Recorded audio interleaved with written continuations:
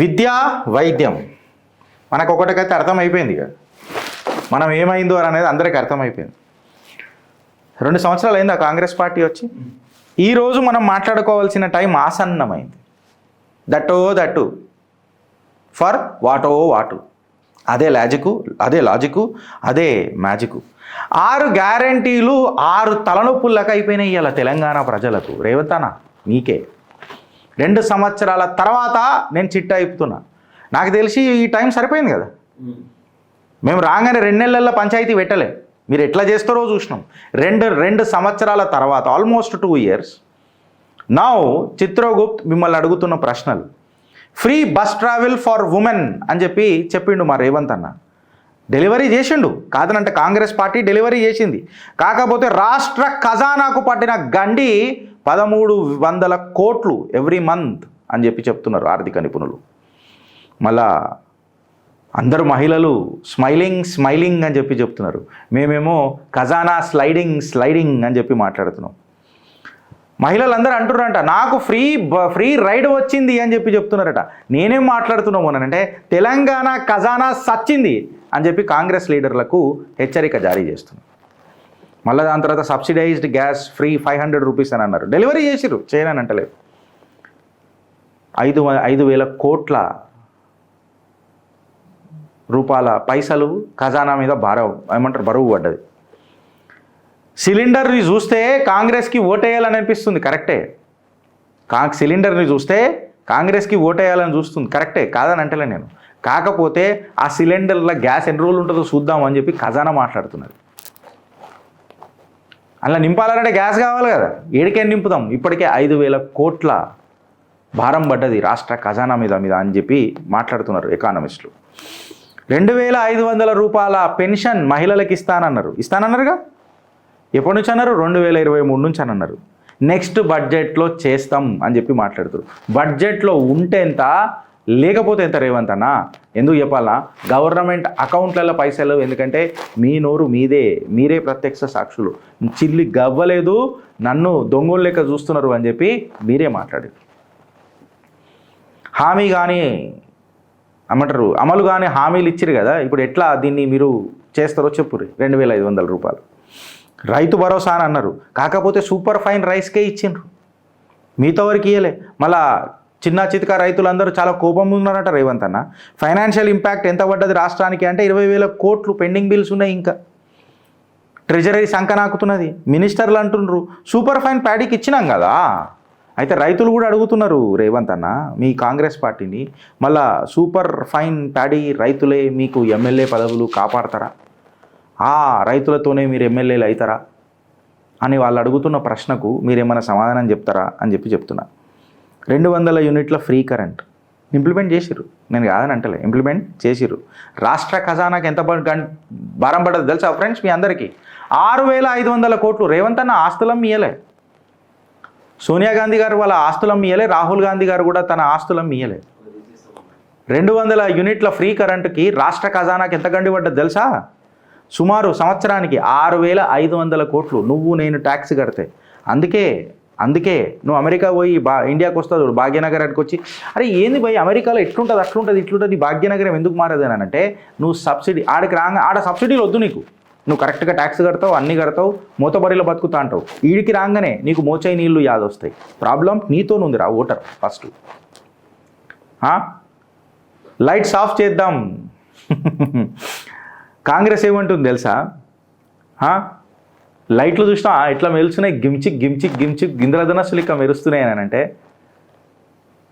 అధికారులు ఏమంటారు తెలుసా? రేవంత్ అన్న లైట్లు బంద్ చేద్దాం బిడ్డ, లైట్లు బంద్ చేద్దాం, ఖజానా ఖాళీ అవుతుంది, రేపు కరెంటు బిల్ కట్టడానికి పైసలు లేవని చెప్తున్నారు. ఇక ఇంద్రమ్మ ఇండ్ల కాడికి వద్దాం. Flagship model of Revanth Reddy Congress party. ఇక ఇది చెప్పాలనంటే ఇక సగం నిజాలు, ఓన్లీ కేవలం శంకుస్థాపనలకే ఇది పరిమితమైంది. ప్రతి తెలంగాణ యొక్క ఉద్యమకారుడికి అనుకుంటా కదా, తెలంగాణ ఉద్యమకారుడికి 250 గజాల జాగిస్తానన్నాడు. ఇప్పటికీ 250 సార్లు ఎక్స్క్యూజులు చేసినావు, డైవర్జెంట్ టాక్టిక్స్ చేసుకుంటా. 250 స్క్వేర్ యార్డ్స్ ఉద్యమకారులకు ఇస్తా అని 250 ఎక్స్క్యూజెస్ చెప్పినావు రేవంత్ అన్న. Now let us open the Act 2 of the Congress party. ఇంట్లో 1,00,000 జాబ్లు ఇస్తానన్నారు.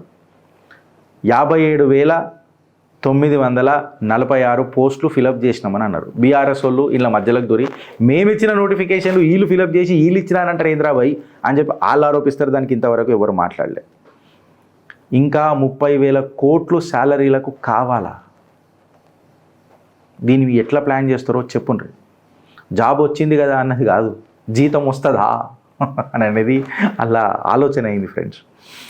4,000 ఎంప్లాయ్ నిరుద్యోగ భృతి 4,000 రూపీస్ ఇస్తానన్నారు కదా, ఇఫ్ ఐఎమ్ నాట్ రాంగ్. నాకు తెలిసి అది పుట్టుక ముందే చచ్చిపోయింది. పుట్టే కంటే ముందే చచ్చిపోయింది. ఎవ్వడు మాట్లాడతాడు దాని మీద, ఎవ్వడు నిరుద్యోగ భృతి మీద ఎవ్వడు మాట్లాడతాడు. నాకు నిరుద్యోగ భృతి వద్దు. నేనేమంటున్నా రేవంత్ అన్న, మీకు రాహుల్ గాంధీ గారికి లేదా మీ కాంగ్రెస్ కీలక నాయకులకు మేము ఇస్తాం నిరుద్యోగ భృతి. నువ్వు 4,000 రూపాయలు అన్నావు కదా, మేమందరం చందాలు వేసుకొని 4,00,000 రూపాయలు ఇస్తాం నెలకు. మీరు కూర్చోర్రి, మీరు మేనిఫెస్టోలు తయారు చేయకుర్రి అని చెప్పి జనాలు మాట్లాడుతుర్రు. రేవంత్ అన్న దీని మీద ఏం మాట్లాడుతారో చెప్పుర్రి నాకు. మా రేవంత్ అన్నని డైలీ సీఎం దర్బార్లు ఉంటాడు, ఇట్లా కూర్చొని ఉంటాడు, పేష్ కియా జాయ్ అని చెప్పి ఇట్లా మాట్లాడతాడు అని చెప్తే, రేవంత్ అన్న తెలంగాణ దర్బార్లు పక్కకు పెడితే ఢిల్లీ దర్బార్లలో మాత్రం మాకు రోజు కనబడుతున్నాడు. తెలంగాణలో ఏం మిగిలింది అని అంటే దర్బార్లో జరిగే పోస్టర్లలోనే మా పోస్టర్ల రేవంత్ అన్న కనబడుతున్నాడు. He has become a poster boy అని చెప్పి తెలంగాణ ప్రజలు మాట్లాడుతున్నారు. రేవంత్ అన్న మళ్ళీ దాని మీద ఏం మాట్లాడుతావు? ఫారెన్ ఎడ్యుకేషన్ ఎయిడ్ కింద 25 లక్షల రూపాయల ఇస్తానన్నారు. మళ్ళీ దీనికి బడ్జెట్ అయిందా, ఏదన్నా ఉన్నదా అని అంటే అది మనం అంటాం చూడు, అదేమంటారా, ఇట్లా ఎడార్లో పోతే మనకు మైరేజెస్ అని అంటాం కదా, మిరాజెస్ అని అంటాం కదా, ఇట్లా ఓంగనే నీళ్ళ లెక్క ఉన్నాయి అనేది కనిపిస్తుంది. తెలుగులో ఏమో అంటారు దాన్ని. ఇట్లా నీళ్ళ లెక్క ఏదో కనిపిస్తుంది, ఆడ ఓంగని మళ్ళీ కనబడే మళ్ళీ గాడు ఉన్నది రా ఈడ కాదురా అని చెప్పి ఆడదాకా పోతుంది. ఆ 25 లక్షల రూపాయలు పూరలకు గట్టనే కనబడుతున్నాయి మనకంతా. ఆక్స్ఫర్డ్లో హార్వర్డ్లో ఏం చదివిపిస్తాడో నాకు తెలియదు కానీ ఓవర్ డ్రాఫ్ట్లు ఉన్నాయా లేవా ఫస్ట్ తెలంగాణ ఖజానాకు నాకు మాట చెప్పురు. దాని తర్వాత ఎలక్ట్రిక్ స్కూటర్స్ ఇస్తానన్నాడయా ఎవరు మన పిల్లలకు, ఆడపిల్లలకు ఎలక్ట్రిక్ స్కూటర్లు ఇస్తానన్నాడు. ఎలక్ట్రిక్ స్కూటర్లు దూరం మాట, నేను ఏమంటున్నా వాళ్ళ టైర్లలో గాలి కొట్టించే పైసలు ఉన్నాయని అడుగుతున్నా తెలంగాణ సర్కార్లో. స్కూటర్ల మాట దేవుడు ఎరుగు, పైసలు టైర్లలో గాలి కొట్టేయనికని అని అడుగుతున్నా. ఇక కళ్యాణ మస్తు అని చెప్పిండ్రు, తులం బంగారం అని అన్నారు.